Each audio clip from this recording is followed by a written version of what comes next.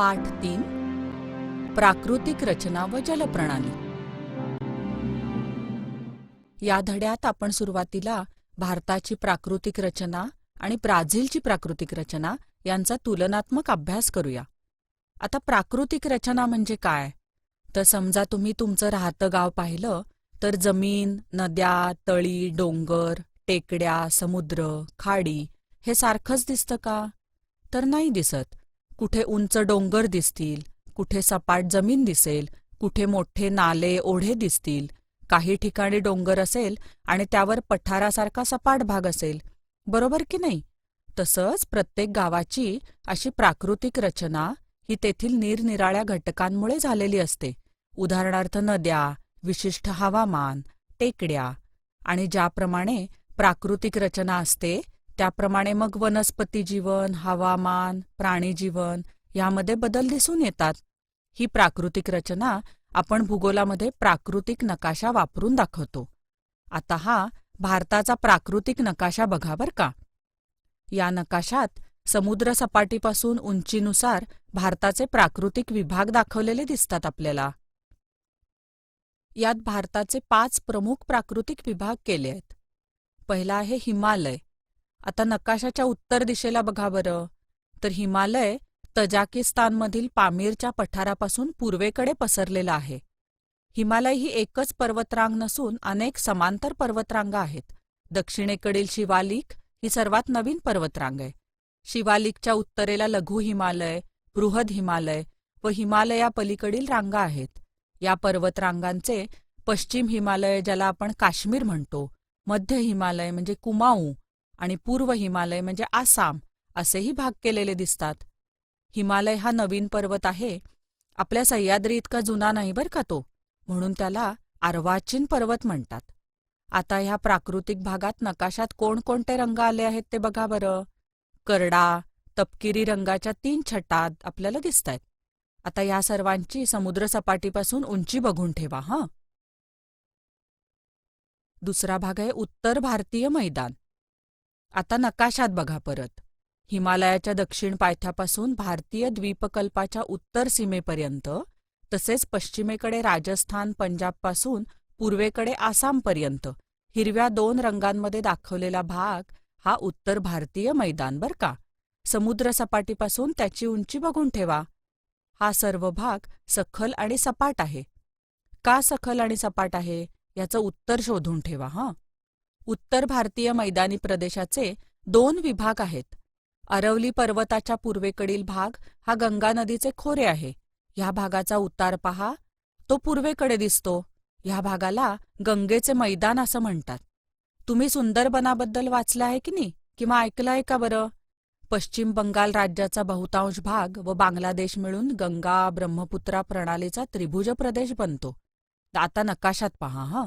हा जगातील सर्वात मोठा त्रिभुज प्रदेश आहे. हेच ते सुंदरबन. आता परत नकाशा बघा. उत्तर भारतीय मैदानाच्या पश्चिम भागात वाळवंट आहे. याला थरचे वाळवंट किंवा मरुस्थली म्हणतात. राजस्थानचा बहुतांश भाग या थरच्या वाळवंटाने व्यापला आहे. या वाळवंटाच्या उत्तरेला पंजाबचा मैदानी प्रदेश आहे. नकाशात दिसला का तुम्हाला? म्हणजे नेमका तो अरवली पर्वत आणि दिल्ली डोंगर रांग यांच्या पश्चिमेला आहे.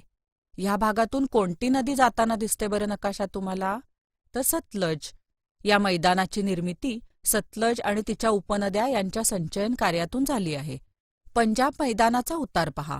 तो सर्वसाधारण पश्चिमेकडे आहे. पंजाब मैदानात शेती व्यवसाय मोठ्या प्रमाणात चालतो. याचं कारण काय? तर मृदा संचयन कार्यातून तयार झाली असल्याने ती सुपीक आहे. आता पुढचा भाग म्हणजे द्वीपकल्प.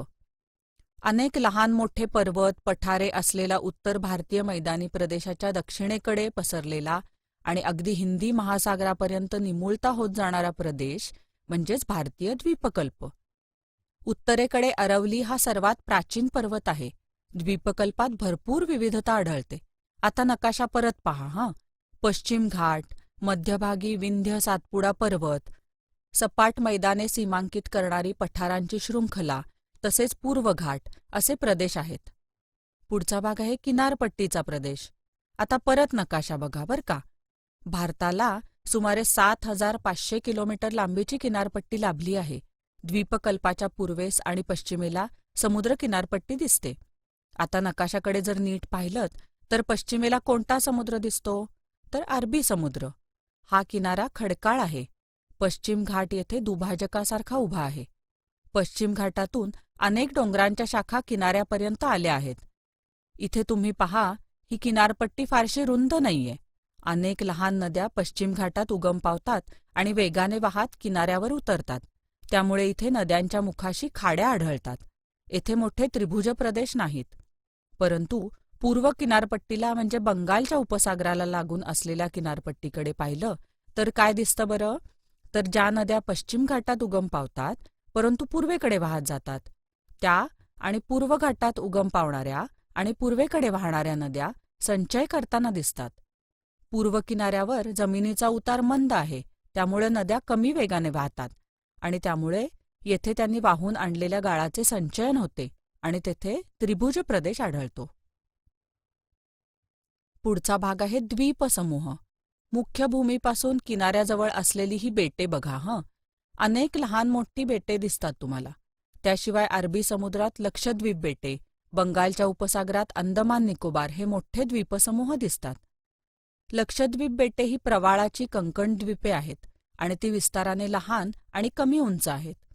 आणि अंदमान बेटे ही ज्वालामुखीय बेटे आहेत. त्यांच्या अंतर्गत भागात उंच डोंगर आहेत. ही विस्ताराने मोठी आहेत. भारतातील एकमेव जागृत ज्वालामुखी इथे आहे. निकोबार समूहातील काही बेटे कंकण द्वीपे आहेत. आता आपण असंच ब्राझीलबद्दल बघूया हं. आता हा ब्राझीलचा प्राकृतिक नकाशा बघा. लांब उंच पसरलेले पर्वत दिसतायत का? नाही ना. इथं काय दिसतं? उलट लहान लहान पर्वत दिसतायत. ब्राझीलचा बराचसा भाग हा उच्चभूमी, पठारे आणि लहान लहान पर्वतांनी व्यापलेला आहे. भारतातील उत्तर भारतीय मैदानासारखा प्रदेश दिसतो आहे का?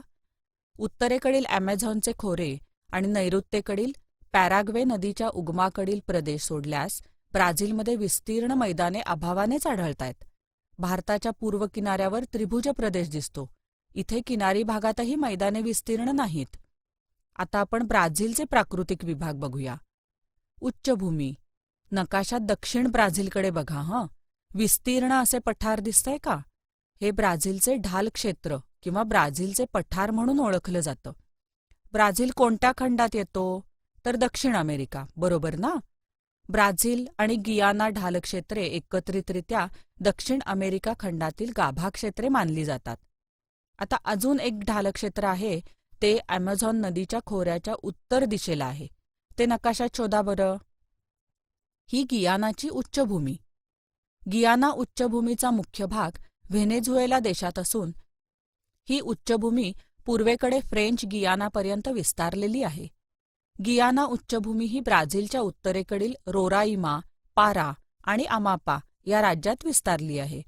ब्राझीलमधील सर्वोच्च शिखर पिको दी नेब्लिना हे ब्राझील आणि व्हेनेझुएला यांच्या सीमेवर असून त्यांची उंची 3014 मीटर आहे. ब्राझील उच्चभूमीच्या दक्षिण व पूर्वेकडील भागात उंची 1000 मीटरपेक्षा जास्त आहे, परंतु इतर भागात उंची 500 ते 1000 मीटर दरम्यान आहे. आता उच्चभूमीची उत्तर बाजू बघा. उत्तर भूमीची उंची उत्तरेकडे टप्प्याटप्प्याने कमी होत जाते आणि उतार फारसे तीव्र दिसत नाहीयेत. या उतारावरून वाहणाऱ्या ॲमेझॉनच्या उपनद्यांमध्ये धावत्या आणि धबधबे दिसून येतात. उत्तरेकडे उतार काहीसे तीव्र असले तरी ते अकस्मात नाहीत. अनेक नद्या उच्चभूमीच्या उत्तर भागात उगम पावतात आणि अटलांटिक महासागरास मिळतात. आता उच्चभूमीची दक्षिण बाजू बघा. पूर्वेकडे तीव्र उताराचा कडा दिसतो. दक्षिण उतारावरून पॅराग्वे, पॅराना, उरुग्वे इत्यादी नद्या उगम पावतात आणि पुढे त्या अर्जेंटिना देशाकडे वाहत जातात.